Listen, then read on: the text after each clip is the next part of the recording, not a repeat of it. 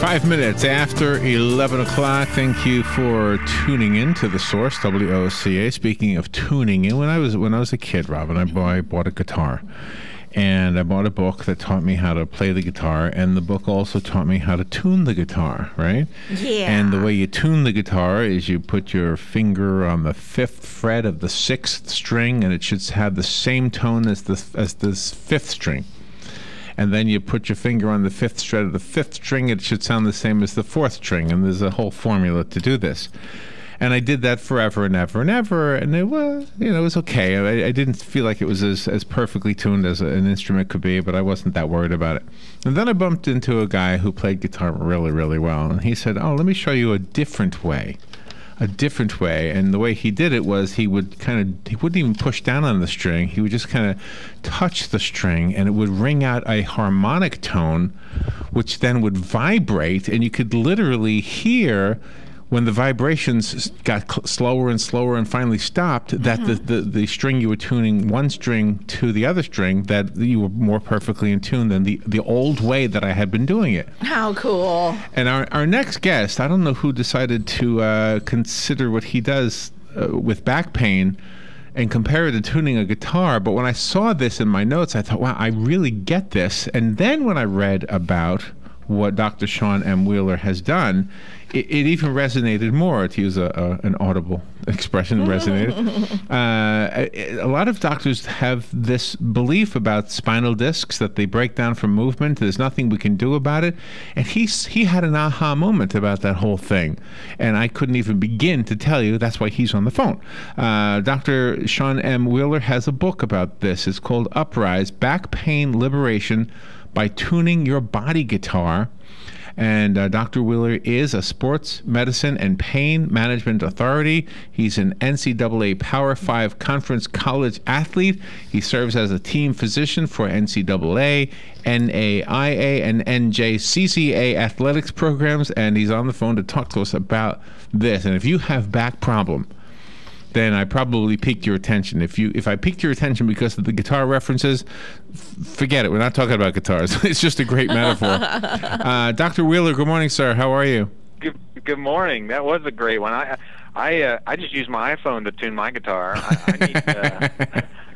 I need to learn that other way. That sounded awesome. Oh, that is an awesome way to do it. Yes, I'll have to explain it one day. So, but I mean, the idea of discovering something that everybody else takes for granted, this is how you do it, and you stumbled upon a different way to do something about back pain. Yeah, and starting off as a as a sports medicine physician, I was used to getting people better.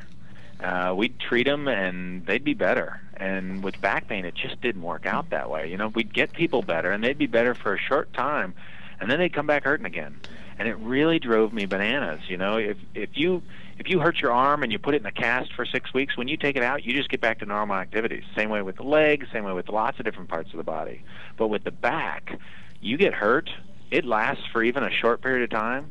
You try to get back to normal activities, and you just feel unstable. It feels off. Something about you has changed, and that's kind of where we were going with all this. So, but back pain isn't all back pain. Like if you break your bone, that's kind of it's clear cut. But back pain could be muscles, it could be bones, it could be nerves, right? Can it be a whole bunch of different things? Well, not only that, but it becomes a whole bunch of things. If you injure yourself in one place, you start compensating, which that compensation can lead to pain in someplace else. And what happens is that people end up with pain in 4 or 5 different places, and weakness in other places, and their joints get tighter, and their muscles get tighter, and their posture goes to crap, and we go, what has this wrought? How have we gotten so out of tune? Does any of it have to do with nutrition? Oh, some. I think we're still figuring out more and more. The problem is that the cause was never identified. I think that what will happen is hopefully this will be that flag in the ground where everything changed after this point, where people started saying, okay, what we were doing wasn't working. Now this is a new way of looking at it, and then we'll start figuring out more and more as far as nutrition, as far as our sleeping habits, as far as our stress in our life. But that's not the point of this particular book. Here's the challenge you have with us, is because we're not doctors. Do you have a challenge, however, with doctors, especially doctors who already work with the back, maybe chiropractors or other back specialists? Can you talk to them in a language that they would understand? And obviously, to us, you have to dumb it down considerably. Yeah. Well, yeah, I mean, we do talk with physicians. It is hard with people who are making their living based on the fact that people come back over and over. I mean, my patients, what will happen is that we'll treat them, and really what you're trying to do is you're trying to create this period in time where you don't hurt. If I can get you 2 months where you don't hurt, and then we can start trying to get the correct muscles stabilizing you again, then you won't come back. And there's a whole slew of people that, they keep seeing people back every 3 or 4 months, and it keeps them in business. Yeah, I know. We're trying to change that. I've never understood that part either, and who knows? Go ahead, Rob. I'm sorry. Does the automobile companies have anything to do with the recurring back problems? Because you're constantly getting in and out of your car. You're not doing it the same way. You're jumping in, you're jumping out, you're lifting legs if you're getting into a truck, things like that. Can some improvements be made on the seats inside of a vehicle to try to alleviate this? Some. It used to be, like, I used to have this full-size Bronco. I was in a small town, and I had this full-size Bronco, and there'd be times, where I'd have, I hate to say it because it'd bring up Kansas, small-town Kansas, but I'd wear my cowboy hat, and it would fit. And I could raise my seat up a little bit higher so that my buttocks was higher than my knees. Well, now it just seems like, I drive a F-150, and it just, there's no room. The tops keep getting shorter, and I can't get my seat up higher so that my butt is higher than my knees. And then really, you get in one of these sports cars where it really leans you back, and that's a problem. Now, I will tell you, it starts earlier than that. I mean, it starts from us putting kids in sitting positions. There was a study done where they were looking at kindergartners and how they landed, right? And they landed all right in the middle of their foot. They're all right in the middle of their foot when they're walking. And then they took the same group of kids after first grade, and they all landed on their heels, or not all of them, but an extraordinary number, like 80% of them landed on their heels. And you say, how is it that we went from kindergartners who are walking correctly to first graders who are landing on their heels? And it's because we're sitting all day. Now, I will tell you, one of the things that we talk about is the endurance of these muscles that hold us steady. And if you decide, okay, I'm going to have a stand-up desk, well, how long until you start leaning into one leg, or you lock your knees and you kind of lean forward, right? Well, that's a sign of endurance. The muscles in your buttocks are supposed to hold you steady all day. To build that endurance, we have to get back to the point where we're standing and not leaning into one leg. So I'll tell people, I'll say, yeah, get a stand-up desk. Stand perfectly. When you can't stand perfectly, sit, and then sit with, draw your tummy in, sit up straight, keep your knees below your hips, and sit there until you can't sit there appropriately anymore, and then stand and kind of go back and forth, because what happens is we lose that endurance. If you sit up straight and you say, I'm not going to move my shoulders at all, I'm not going to move my pelvis at all, I'm just going to move my low back. Good luck. Those muscles in your back are not supposed to move you. They're supposed to hold you steady. And when people get back pain, that's what they lose. And then they lose it in their butts, the glute muscles in their butt. And then they start compensating. And then we got to get those endurance muscles back. And that posture I just explained is part of it. So somebody who has had a damaged back or a chronic back pain for a long time, will some of these techniques alleviate the pain? Yeah, this isn't necessarily about exercises. It's more about the concept, which then empowers a person. If I give you exercises, exercises don't empower you. You look to the exercise to make you better. In fact, what this is supposed to do is give you enough information that you become empowered in the process. Now, I will tell you, there is two parts to this. One is you got to get out of pain. Go see your chiropractor, go see your pain doctor, go see your massage therapist. We need that 2 months or so of pain relief. and then you start applying these concepts as far as how do we get things, back to the way it should be. Doctor, we need to take a little break, and I know that the listeners want me to ask what exactly do we need to do. So I will ask that. It's all in the book Uprise. I doubt that we'll be able to get everything in the interview, so the book is your go-to resource. Dr. Sean M. Wheeler. We'll be right back with Dr. Wheeler after this. The weather is brought to you by myfwc.com. Safe boating is no accident. For today, a mix of sun and clouds with a thunderstorm around, mainly during the afternoon hours over the interior. The high today, 91 to 95. There can be a shower or thunderstorm in the area early tonight. Otherwise, partly cloudy and warm overnight, those 73 to 77. Times of sun and clouds tomorrow with a couple of thunderstorms around, mainly during the afternoon hours. The high 88 to 92. Thursday, variable cloudiness with a shower and thunderstorm, high 87 to 91. From the Florida Weather Center, I'm Joe Lundberg. Are you wasting hundreds or thousands of dollars on termite retreat fees? If you're not with Turner Pest Control, you probably are. Turner Pest Control offers the industry's only termite and pest control package that never charges retreat fees, ever. You can get started today for only $99. This is a value of $500 or more. This includes treatments, installation of monitoring stations, quarterly pest control, and a lifetime guarantee, all for an unbelievable low $99. Even if you have another pest control provider, visit turnerpest.com to find out how you can avoid paying those high termite retreat fees. Hello, gorgeous. Hi, this is Becky at Hello Gorgeous Salon. Summer's almost over and fall's just around the corner. It's time to get that new look started. Let's get rid of those sun-damaged ends and faded out color and get into something rich and vibrant. Humidity is not your hair's friend. It causes your hair to capture moisture and leaves it looking dry and unhealthy.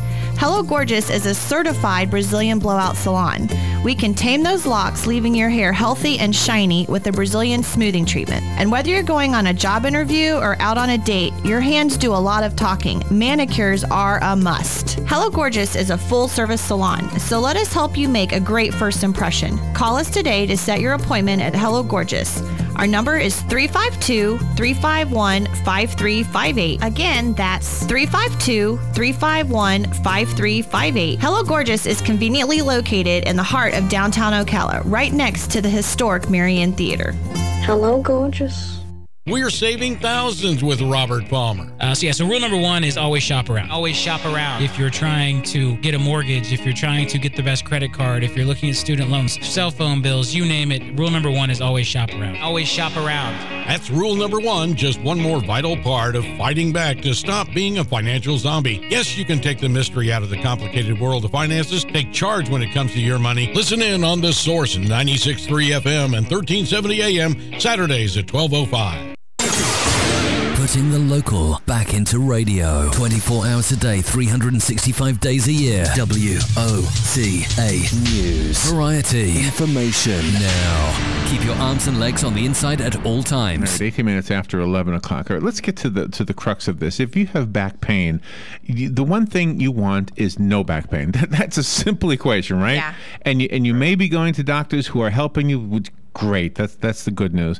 But if the doctor isn't helping you, then maybe Dr. Wheeler's approach will be able to help you. And maybe the other part of this is maybe we can teach our children or even ourselves how to sit and walk and stand and land. Mm-hmm. So that we can live a longer, healthier life. One question I wanted to squeeze in, Dr. Wheeler, before we get into all of that is this. I just kind of wanted to extend on my question about nutrition.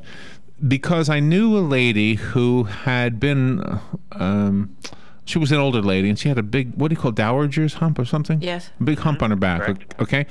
And she showed me a photograph of herself when she was like 88, and she was now 90, and she had no hump at 88.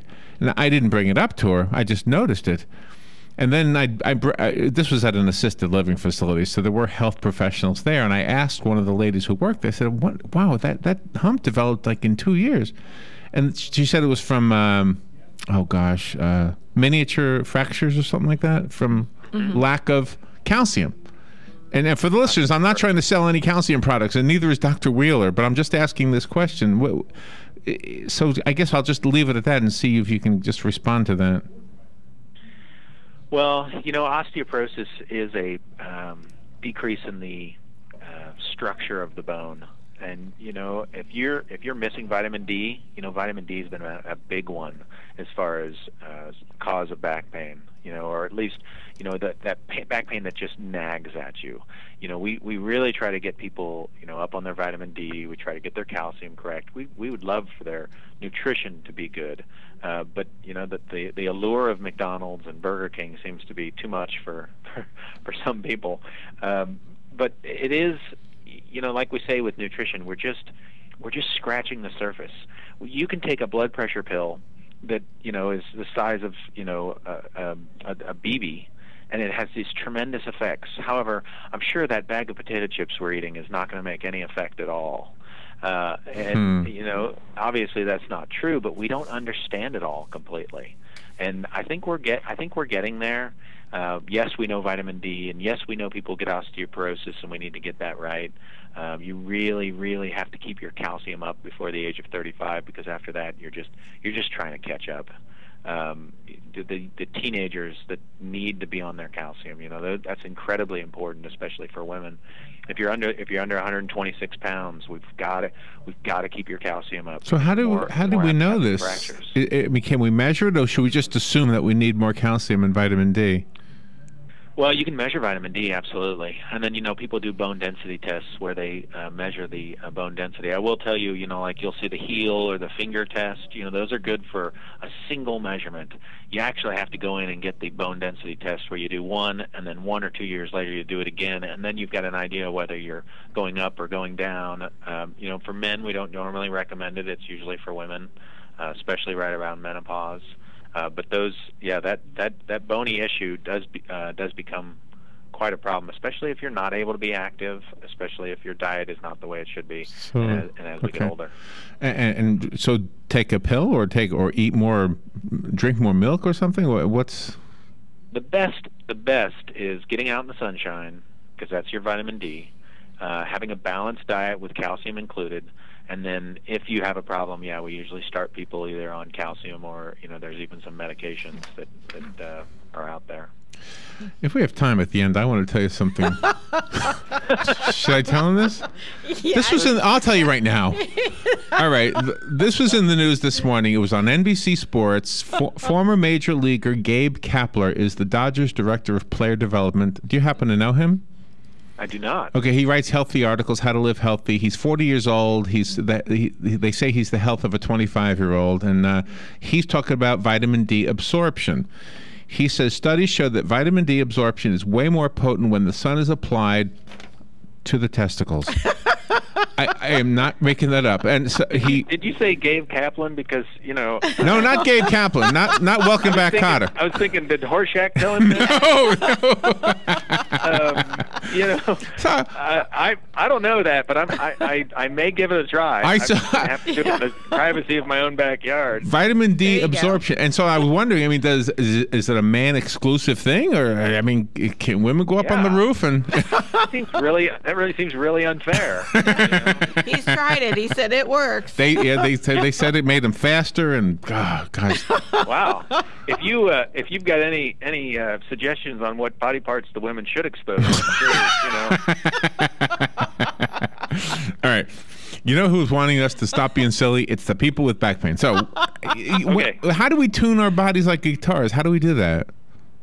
Well, like I say, the first thing we have to do is we do have to get them out of pain, because we cannot do any strengthening when they hurt. So we have to again look for those opportunities when they're not hurting, and then it really becomes about these bracing muscles, the muscles that hold you steady. I tell people, I say, if I were to put you in a dump truck and we were to go 40 miles an hour through a gravel lot or through a field, you'd be bouncing all over the place. And I would say, okay, hold yourself steady. And people would plant their feet in the ground, and I'd say, no, not your hamstrings, not your legs. Draw your tummy in, hold yourself steady. And really what that is that's your whole day squished into a 30-second ride, right? What we have to do is we have to create that stability around our spine, because if we don't, our hamstrings tighten, our glutes get weak, the joints around our vertebrae get tighter, our hips get tighter, our posture goes to crap. Flexibility, mobility, posture, all of this goes to crap. So what happens is we say, okay, out of pain, now let's start getting strength. You reach a point where you can't get any stronger. You have to work on your flexibility at the same time, start working on joint mobility. Really what it is we say 6 months of doing this thing correctly, you should have much better posture, much better flexibility, more mobility through your joints, and then better posture. But it's not easy. I'm committed to this. I understand the concept, and I'm moving forward. But the problem is this is the way it usually works. A person will go in, they'll get treated, they'll feel great. They'll try to go back to normal activities. It doesn't really work. About 2 months later, they start hurting again. They go back in, and their doctor will say, okay, I want you to go to physical therapy. Well, you can't go to physical therapy when you hurt. You got to go to physical therapy when you don't hurt. Yeah, right. So that they can work on strengthening. Otherwise, all they're going to do is ice and heat and ultrasound and TENS, and they're going to do all these modalities that are attempting to get you out of pain.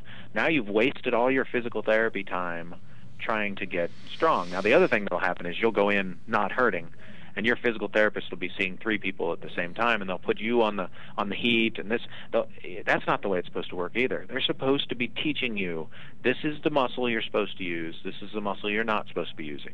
This is where you're tight, this is what your posture is supposed to look like, so that a few weeks later you say, thank you, physical therapist, I don't need you anymore. I'm going to do this on my own for the next 6 months.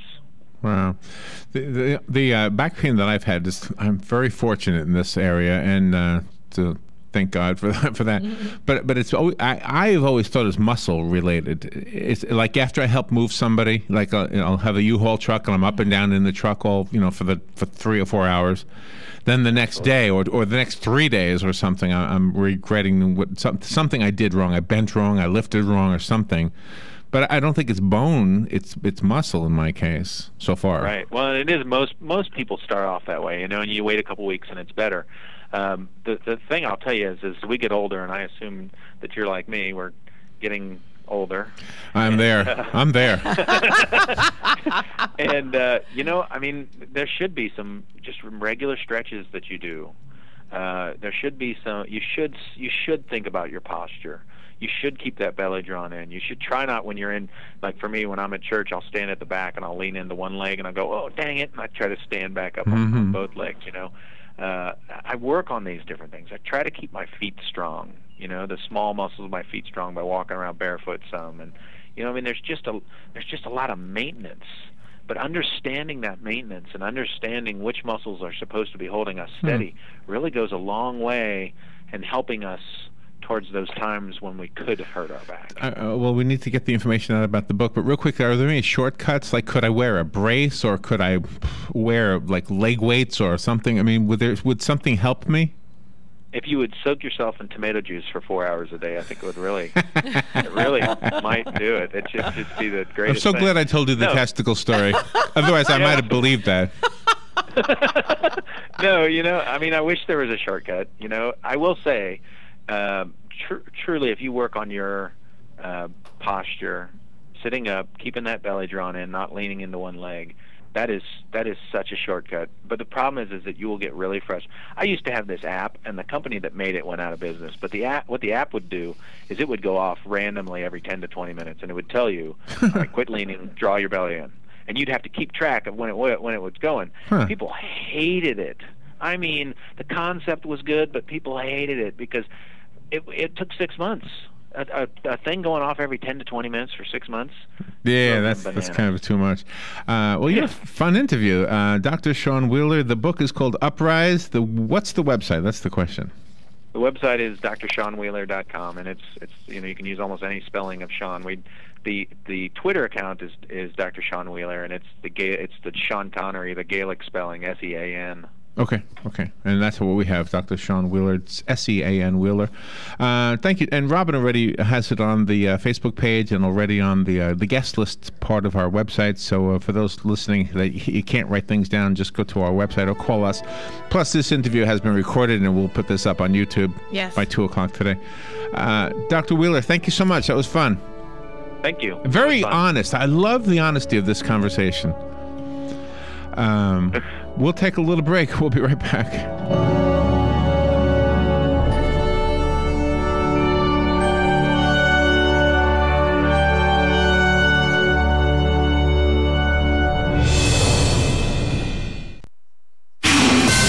The This is a Fox News Alert. I'm Joe Chiaro.